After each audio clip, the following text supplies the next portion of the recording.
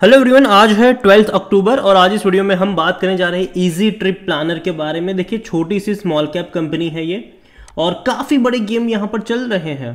बातचीत करेंगे उसके बारे में, लेकिन उससे पहले अगर आपने अभी तक चैनल को सब्सक्राइब नहीं किया है तो प्लीज़ अभी इसे सब्सक्राइब कर लीजिए, क्योंकि आगे भी बहुत सारे वीडियोस हैं जो आपको काफ़ी ज़्यादा हेल्प करेंगे। तो देखिए, 41 रुपीज़ का शेयर है। आज तकरीबन 2% का डिक्लाइन देखने को मिला, जबकि बाजार उतनी बड़ी गिरावट नहीं दिखाया है।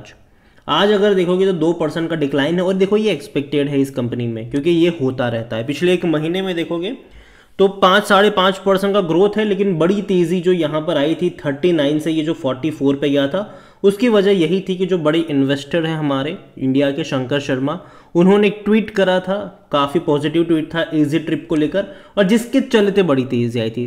इन शॉर्ट, उन्होंने यात्रा का जो नया IPO आ रहा था उसको और इजी ट्रिप को कंपेयर किया था, जिसमें इजी ट्रिप यात्रा से कई ज़्यादा अट्रैक्टिव वैल्यूएशन के ऊपर ट्रेड कर रहा है, ऐसा वो दिखा रहे थे वहाँ पर। तो एक दिन में तेज़ी आ ज़रूर गई, और तब भी मैंने वीडियो बनाकर कहा भी था कि देखो ये नीचे की तरफ जाने के चांसेस हैं इसके। हालांकि देखो, ये जो कंपनी है ये अभी घूम रही है एक रेंज में, नीचे की तरफ सपोर्ट है, ऊपर की तरफ रेजिस्टेंस है। इजी ट्रिप को लेकर अगर पीछे एक साल का ग्राफ देखो तो भैया पैसा यहाँ पर डूबा है, लेकिन एक्चुअली जो बोनस यहाँ पर आया है उसके चलते आपको ये इस तरीके का प्राइस एडजस्टमेंट देखने को मिला है। लेकिन उसके बाद भी अगर आप देखोगे तो 66 रुपीज़ का शेयर था, वहाँ से लगातार ये नीचे की तरफ ही आया है। बीच में अगर आप देखो तो 40 रुपये के नीचे गया था, ये तेज़ी आ गई 45 पे गया, लेकिन उसके बाद वापस से हर रोज़ ये नीचे की तरफ जाता नजर, इवन लंबे समय तक कंसोलिडेट किया, वो भी ऐसे टाइम में जहां भाई साहब बाजार बहुत अच्छे मूड में था। इस साल मार्च से लेकर सितंबर अक्टूबर का जो फेज है ना स्टॉक मार्केट के लिए, और इवन जो स्मॉल कैप और मिड कैप के लिए, भैया वो गोल्डन पीरियड था।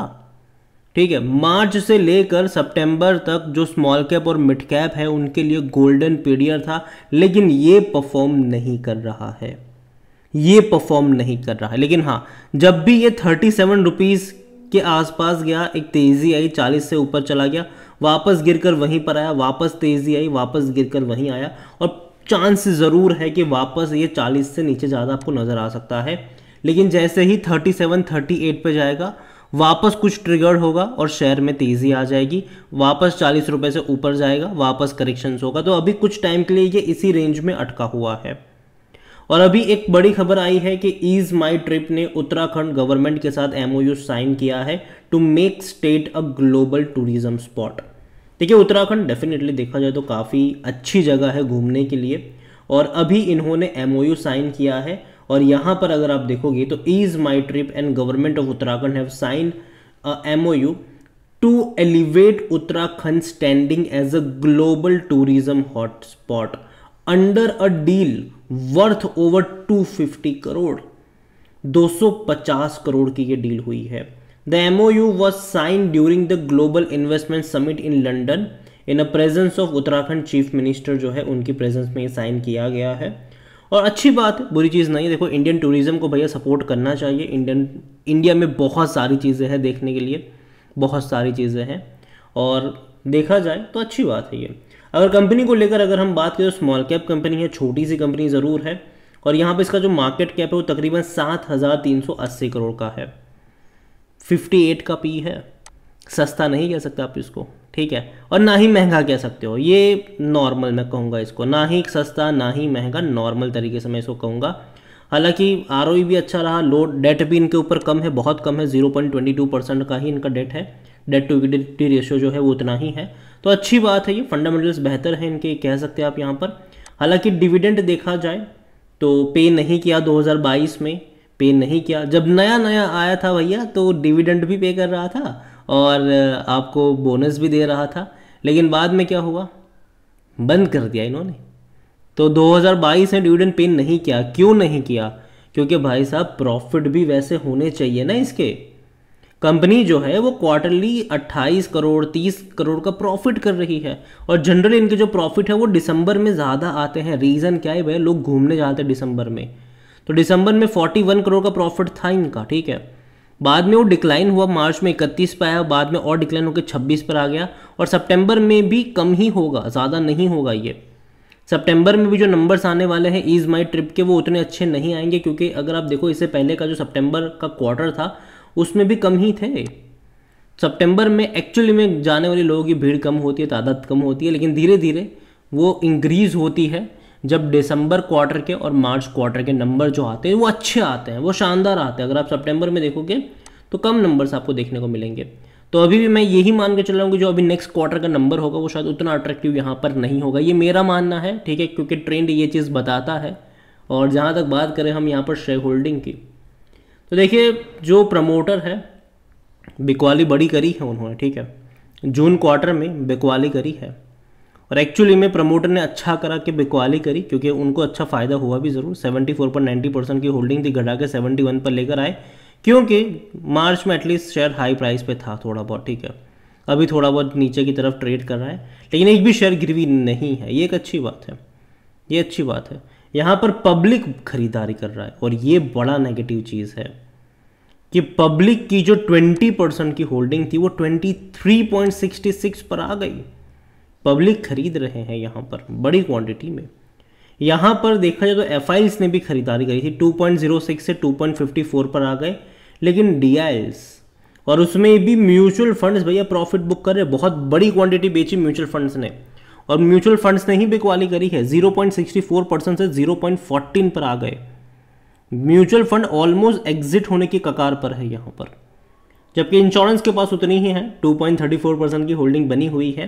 देखिए ओवरऑल ईज माई ट्रिप की अगर मैं बात करूँ, या फिर इजी ट्रिप प्लानर सेम ही है ये, ठीक है। तो कंपनी देखा जाए तो थोड़ा सा महंगा वैल्यूएशन मैं इसको कहूँगा ज़रूर, लेकिन अगर ये जाकर ना 37-38 पे आएगा तो थोड़ा सा अट्रैक्टिव बन जाएगा ये।